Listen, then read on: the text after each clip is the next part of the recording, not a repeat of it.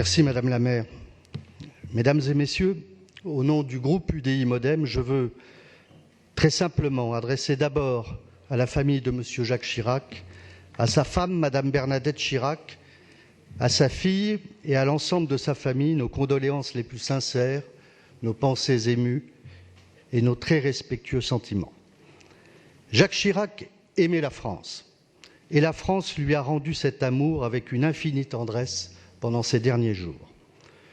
Tous les orateurs avant moi ont parlé de l'homme, de son parcours, de son œuvre politique, beaucoup mieux et bien mieux que je ne saurais le faire.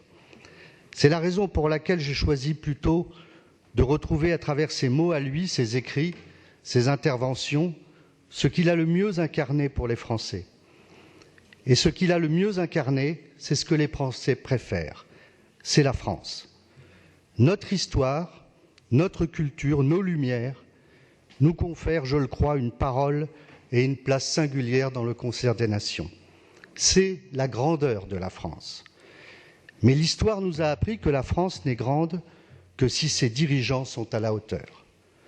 Face aux difficultés qu'il a eu à affronter pendant ses mandats, Jacques Chirac a su incarner son pays avec une énergie, avec son charisme, sa belle et grande allure, et dans ses discours que j'ai retenus, cette tonalité, intimité, que sa voix traduisait, ponctuée par ses liaisons sans enchaînement, un subtil mélange d'autorité et de persuasion.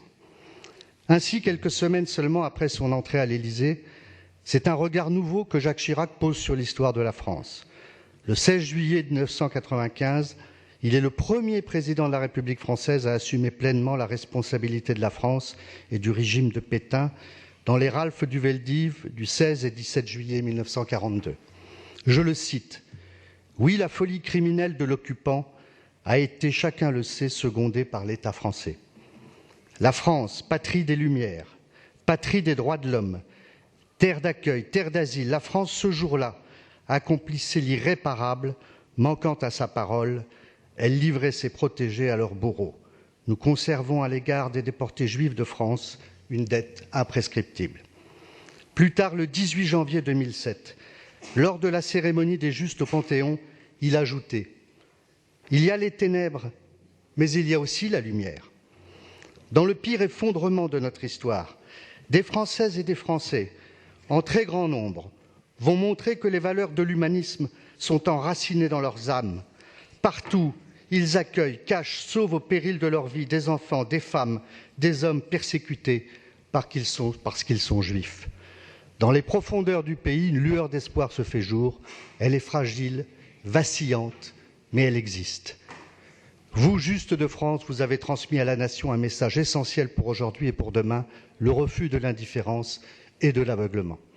En reconnaissant ainsi la responsabilité de l'État français dans la déportation des Juifs de France et en rendant plus tard cet hommage solennel à la nation, aux Français qui ont sauvé des milliers de Juifs ce jour-là, accompagnés par Simone Veil, présidente de la Fondation pour la mémoire de la Shoah, Jacques Chirac achevait ainsi le travail difficile de mémoire que personne avant lui n'avait osé entreprendre sur cette période historique.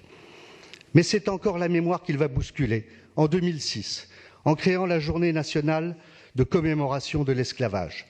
Elle sera désormais chaque année célébrée le 10 mai, jour anniversaire de la loi Taubira, qui reconnaît l'esclavage comme un crime contre l'humanité. Il dit « Ne nous y trompons pas, aujourd'hui encore cette tragédie a des échos.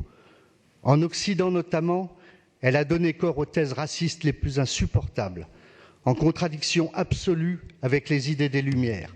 En privant l'Afrique d'un sang vigoureux, elle a épuisé ce continent. Pour vaincre les préjugés, il faut lutter contre l'ignorance, contre l'oubli. C'est aussi pour cela que nous avons besoin de cette journée en mémoire de l'esclavage. Grâce à Jacques Chirac, grâce à lui, la création de cette journée nationale de commémoration va contribuer à faire sortir la réalité de l'esclavage d'un angle mort de notre histoire.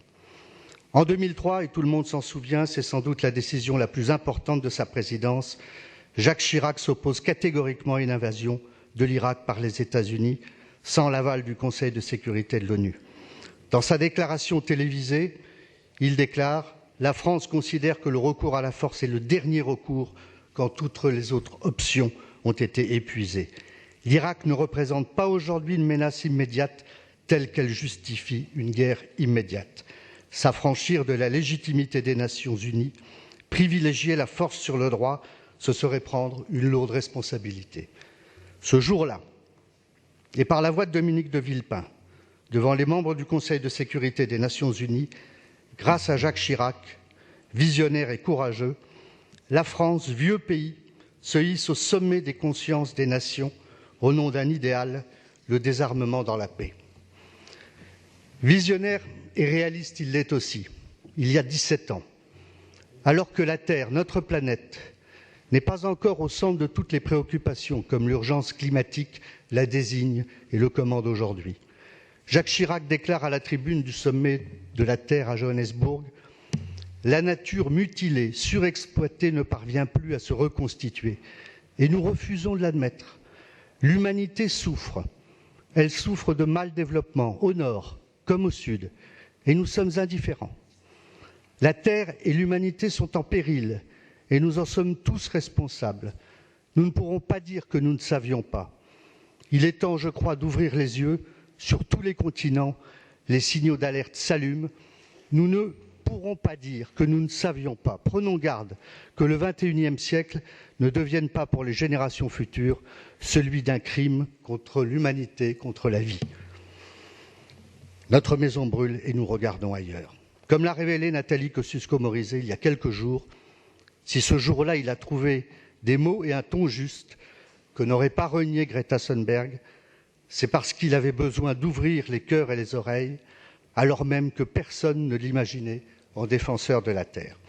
Et puis, il y a sa passion pour les arts primitifs. En 1994, alors maire de Paris, Jacques Chirac refuse de participer à la célébration du 500e anniversaire de la découverte de l'Amérique, malgré un appel personnel du roi d'Espagne, Juan Carlos. Il dit « Je n'ai pas d'admiration pour ces hordes qui sont venus en Amérique pour détruire. Pour moi, ce n'est pas un grand moment de l'histoire. » Malheureux conquistador. Avec son ami Jacques Kershach, grand spécialiste de l'art premier, ils vont pendant 12 ans travailler à l'ouverture d'un lieu dédié aux œuvres de culture dites primitives, qui deviendra enfin le musée du Quai Branly, superbe héritage parisien, inauguré à Paris le 20 juin 2006. Dans son discours, Jacques Chirac évoquait ces peuples brutalisés, exterminés par les conquérants avides et brutaux, peuples humiliés et méprisés, auxquels on allait jusqu'à dénier qu'ils eussent une histoire. Car ces peuples dits premiers sont riches d'intelligence, de culture, d'histoire.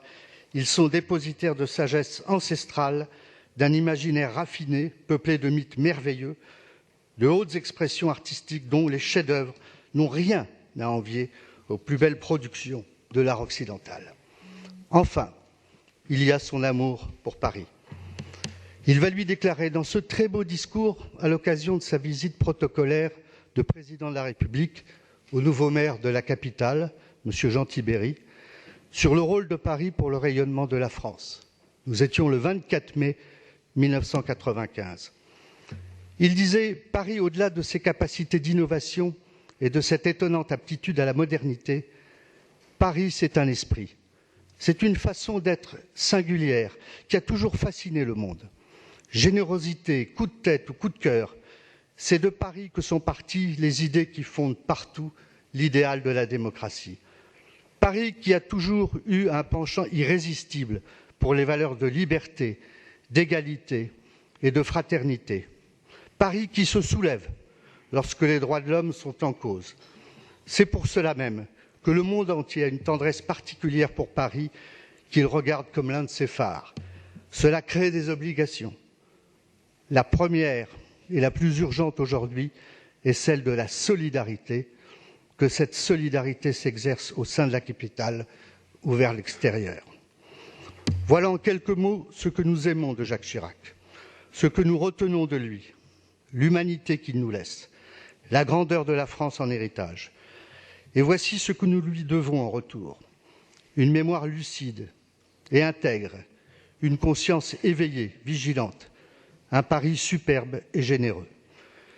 Jacques Chirac, ce sont des décisions, des résolutions, des actes qui lui ont valu l'image d'un homme digne de la France et une popularité considérable dans le cœur des Français et des Parisiens qui garderont de lui le souvenir d'un homme accessible, souriant, assis à l'arrière de sa voiture, un soir de mai, le bras à sa fenêtre, saluant la foule avec sa main dans les rues de Paris, filant vers son destin, la France et les Français. Je vous remercie.